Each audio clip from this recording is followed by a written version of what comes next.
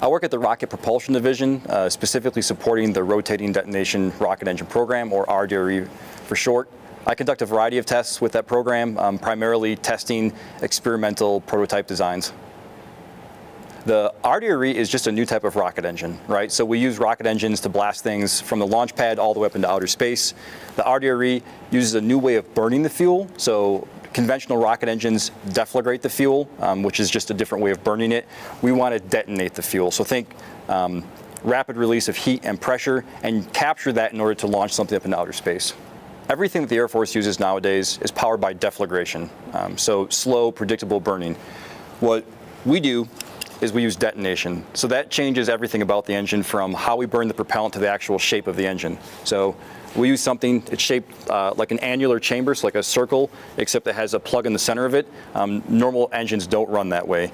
And we also detonate the fuel, right? An entirely different process for how we burn the fuel.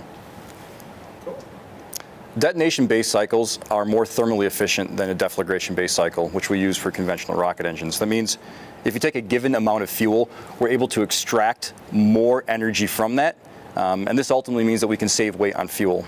We actually did a really interesting case study just this last year. So looking at a small launch vehicle, take the engine on there, a current deflagration-based engine, replace that with an RDRE, and because of our ability to use less fuel to get into space, we can increase the size of the payload by about twice, so double the size of the payload, and still get into the same orbit.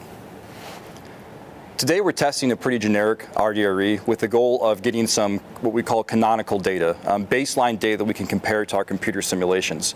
Computer simulations are really powerful. They allow us to look into physics that we can't otherwise measure, but unless we know that our computer simulation matches reality, we can't trust the computer simulation. And so the goal for today, get that data, compare it to the simulation, and make sure simulations are good.